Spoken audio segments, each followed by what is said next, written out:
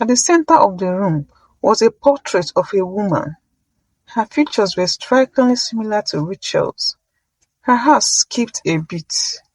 Who was this woman, and why did she look so much like her? Before she could investigate further, she heard footsteps approaching. Rachel quickly closed the door and hurried back to her room.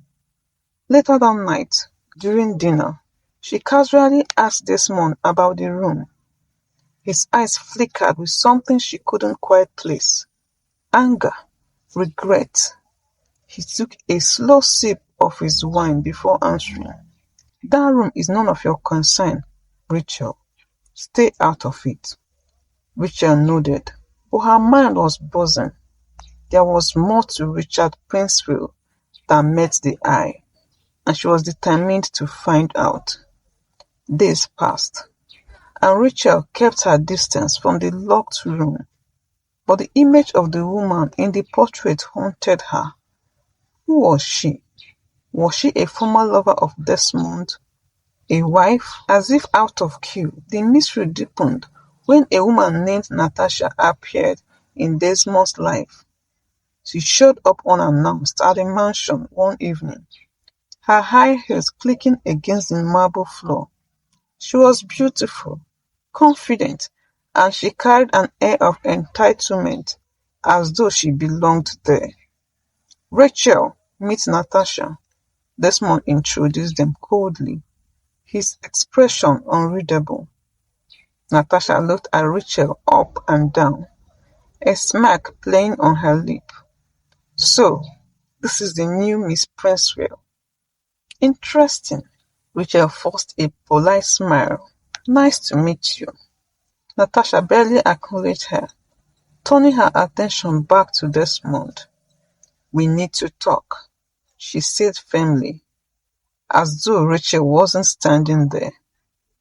Rachel excused herself, but she couldn't help overhearing snippets of their conversation.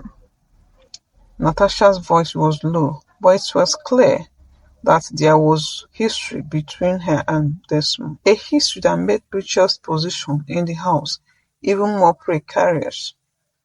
When Natasha left, Desmond was silent, his jaw tight. Rachel didn't dare ask what it was, but she knew something had shifted. Rachel's unease grew in the following weeks. Desmond became more distant, often staying out late, and Natasha's appearances became more frequent. The tension in the mansion was suffocating, but Rachel couldn't confront Desmond. After all, this wasn't a real marriage, and she was just playing a role. But things took a darker turn when Rachel started receiving strange messages. They were anonymous, sent from an untraceable number, and they all said the same thing: you don't belong here. After that, she thought it was just a prank, but the messages became more frequent, more dangerous. One night, she received a message that made her blood run cold. Leave before it's late. Leave before it's too late. Rachel showed the message to Desmond, expecting him to brush them off. But his reaction surprised her. His face darkened, and he immediately ordered his security team to investigate. Who could be doing this? Rachel asked, her voice trembling. I don't know, Desmond replied. His tone clipped. But whoever it is, they will regret it. Rachel didn't feel reassured. If anything, the threats felt more real now, and she couldn't shake the feeling that someone was watching her. The next few weeks were a whirlwind of public appearances. Desmond had a major business deal on the horizon, and Rachel had to be by his side more than ever. They attended gala after gala, smiling for the cameras, acting like the perfect couple. But behind the scenes, things were falling apart. Rachel's unease with Natasha's presence, the anonymous messages, and Desmond's growing secrecy weighed heavily on her. One evening, After yet another charity event, Desmond finally confided in Rachel. "There are a lot at stake with this deal," he said, loosening his tie. "If I pull through this, it will secure our future for good." Our future? Rachel couldn't help but wonder what he meant by that. This arrangement was supposed to last a year, and yet he spoke as though they had a real future together. But before she could ask, he added, "I need you to trust me, Rachel. Stay by my side, and everything will work out." Rachel nodded, though deep down she wasn't sure how much longer she could stay in this web of lies. As the tension between Rachel and Desmond grew, so did the danger surrounding them. One night, while returning from a late dinner, their car was attacked. A group of masked men appeared out of nowhere, blocking their path and smashing their windows. Desmond reacted swiftly, pulling Rachel down as bullets flew past them. His security team fought off the attackers, but it was a close call. Rachel's heart pounded in her chest as she clung to Desmond, terrified. When they finally made it back to the mansion, Rachel demanded answers. Who were those men, and why are they after you? Desmond's heart was green. This is about a business deal. There are people who don't want it to happen. Rachel couldn't believe what she was hearing. "So I am just a collateral damage?" Desmond's expression softened for the first time in weeks. "No, Rachel, I won't let anything happen to you, I promise." But Rachel wasn't convinced. The threats were becoming more real, and she had no idea how much longer she could keep pretending everything was fine. Just when Rachel thought things couldn't get worse, she uncovered a shocking truth.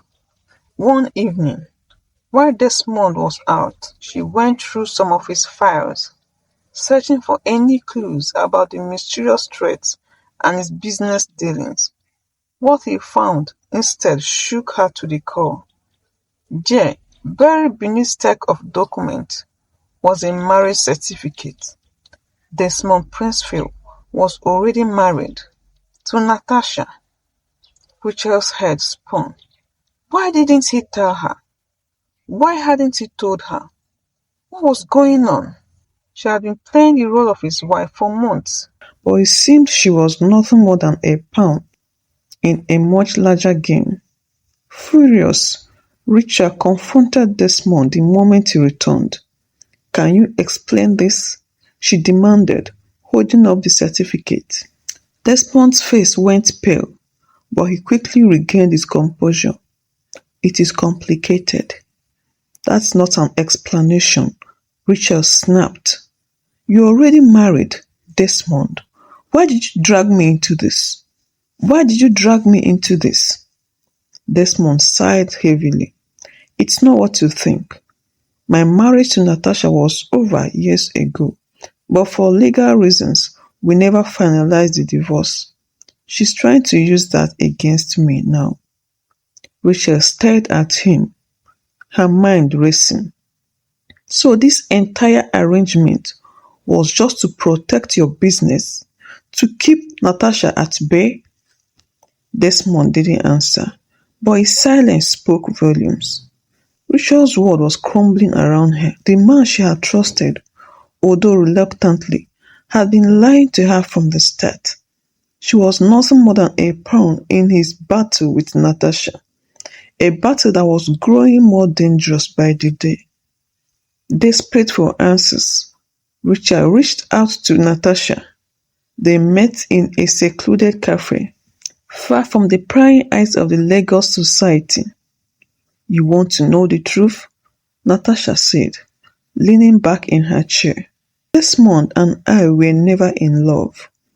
Our marriage was a business arrangement, just like yours. But the difference is, I still have a stake in his life, and I'm not going to let you take that away." Rachel's stomach churned. "I don't want to take anything away from you. I just want out. Natasha's eyes glinted. Then you better get out fast, because things are about to get very messy. Rachel left the meeting more confused than ever. She had walked into this arrangement thinking it would be a simple job. Pretend to be Mrs. Princewill for a year, get the money and leave. But now she was entangled in a web of deceit, danger and betrayal. Rachel knew she couldn't stay in the mansion any longer.